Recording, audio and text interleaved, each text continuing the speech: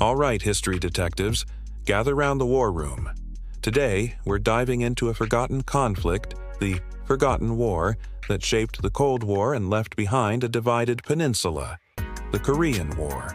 And this isn't just a war, it's a clash of ideologies, a proxy battle between superpowers, and a historical mystery shrouded in a frozen landscape. Over the next hour, we'll be your guides through this roller coaster of events, tracing secret plots, meeting unforgettable figures, and attempting to unravel the many enigmas that still linger. So, buckle up for a thrilling ride, because this is one historical case you won't soon forget. Our story begins with Korea under the iron fist of Japanese colonial rule. For decades, the Korean people endured oppression and exploitation, their land stripped of resources, their culture suppressed. Japan imposed harsh laws, banned the use of the Korean language in schools, and forced Koreans to adopt Japanese names. Japan viewed Korea as a source of resources and labor, which it used to support its war efforts and economic growth. The brutality of Japanese occupation led to deep-seated resentment and resistance among the Korean people, which would shape future events on the peninsula. Japanese rule in Korea was a dark and brutal period in the nation's history. The Korean people were subjected to a repressive regime that stifled their culture, suppressed their language, and forced them into slave labor. Japan saw Korea as a vital source of resources and manpower, using the peninsula as a breadbasket and a source of minerals and other raw materials to fuel its war efforts and economic growth. Japan also sought to assimilate the Korean people into its empire, forcing them to speak Japanese, adopt Japanese customs, and pledge allegiance to the emperor. The occupation was particularly harsh during World War II, when Koreans were conscripted into the military or forced labor, and countless women were forced into sexual slavery as comfort women for Japanese soldiers. Japanese rule in Korea was not only about material exploitation, but also about systematic cultural suppression. Japan sought to eradicate Korean national identity and pride by undermining their language, history, and traditions. Koreans were forced to learn Japanese in schools, forbidden from speaking their own language in public, and compelled to adopt Japanese names as a sign of loyalty to the Japanese emperor. This attempt to erase Korean culture bred deep resentment and fueled a growing independence movement. The Japanese rule also involved the widespread use of forced labor, with Koreans conscripted to work in mines, factories, and construction sites across the Japanese empire. These Korean laborers were often subjected to dangerous conditions and harsh treatment, and they made a significant contribution to Japan's economic growth during this period. In addition, the Japanese occupation involved brutal political repression, with Korean dissidents and nationalists routinely arrested, tortured, and executed. The Japanese government sought to crush any opposition to its rule and maintain control over the peninsula through force and intimidation. This harsh rule provoked constant resistance from the Korean people. One notable form of resistance was the March 1st movement in 1919, a peaceful demonstration of Koreans' desire for independence that was brutally suppressed by Japanese forces. This pivotal event became a lasting symbol of Korean resistance and inspired subsequent independence movements for decades to come. The brutality of Japan's rule in Korea is something that should not be overlooked, and it is important to remember as we consider the events that led up to the Korean War. The bitterness and resentment created by the Japanese occupation played a significant role in shaping the conflict, and it continues to haunt the relationship between Korea and Japan today. As the war ended, the Korean peninsula was divided along the 38th parallel, a line drawn on a map by American officials. The north fell under Soviet influence, and the south under American. It was an uneasy division, a temporary fix that hardened into a seemingly permanent border. This division didn't follow existing ethnic, linguistic, or cultural lines. It was an arbitrary decision made by outside powers, primarily concerned with their own strategic interests. This split would set the stage for future conflict, cleaving the nation into two hostile states, each with a different ideology and foreign backing. The division of the Korean Peninsula after World War II was a complex and controversial decision with long-lasting consequences. Initially, the 38th parallel was proposed by U.S. officials as a temporary military demarcation line to accept the surrender of Japanese troops in Korea. However, as Cold War tensions escalated, this line became a rigid political boundary, with the U.S. supporting a pro-Western government in South Korea and the Soviet Union backing a communist regime in North Korea. This division occurred without any consultation with the Korean people and disregarded their desire for a unified and independent nation. This arbitrary division would become a source of constant conflict and instability on the Korean peninsula. The decision to divide Korea was made at the Yalta Conference in 1945, with little to no input from Korean leaders or the Korean people themselves. The United States and the Soviet Union, the two dominant powers emerging from World War II, viewed Korea as a strategically important territory in the emerging Cold War. The U.S. wanted to prevent the entire Korean peninsula from falling under communist control, while the Soviet Union sought to expand its sphere of influence in the region. The division of Korea into two zones was thus seen as a temporary solution, but it would ultimately become the flashpoint for a future conflict. This division not only split the land, but also the people, separating families, communities, and social networks that had once been intertwined. The shared sense of unity and national identity among Koreans was severely challenged by this arbitrary division, leading to deep-seated resentment and antagonism that would plague the peninsula for generations. The division also created a significant disparity in the political and economic systems of the two halves, with the North developing into a centrally planned communist state, while the South followed a U.S.-influenced capitalist model. This ideological divergence further entrenched the split and complicated any future prospects for reunification. The consequences of this division are still felt today, with the Korean peninsula remaining divided and tensions between the two states remaining high. The failure to resolve the Korean conflict peacefully in the early years of the Cold War represents a major failure of international diplomacy, and it is a failure that has had long-lasting repercussions for the Korean people. In the North, Kim Il-sung, a former anti-Japanese guerrilla fighter, rose to power with Soviet backing. He was a charismatic and ruthless leader, determined to unify Korea under his communist rule. Kim Il-sung cultivated a cult of personality, with extensive propaganda permeating every aspect of life, establishing a totalitarian dictatorship in North Korea, marked by an unparalleled cult of personality. He ruthlessly suppressed dissent and created a repressive police state that controlled every facet of citizens' lives. North Korea, under his rule, would become an isolated and impoverished state, cut off from the outside world and steeped in fear and propaganda. Kim Il-sung was a complex and controversial figure in Korean history. He was a courageous guerrilla fighter in the struggle for Korean independence from Japanese rule, and he was a charismatic speaker and an effective organizer. However, he was also a brutal dictator who established a repressive police state in North Korea and presided over an unparalleled cult of personality. He ruled through fear, suppressing all dissent and forcing his people to pledge unwavering loyalty to him.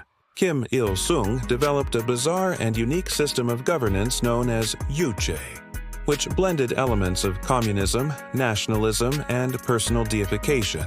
He constructed an elaborate cult of personality around himself, with extensive propaganda glorifying him as the great leader, a military genius, and the benevolent father of the nation. North Korea, under his rule, would become an isolated and paranoid state, cut off from the outside world and steeped in constant fear and propaganda. Kim Il-sung's regime was characterized by its extreme political repression, pervasive control of the media, and systematic violations of human rights. Dissenters were swiftly eliminated, and the population was forced to express unwavering loyalty to the leader.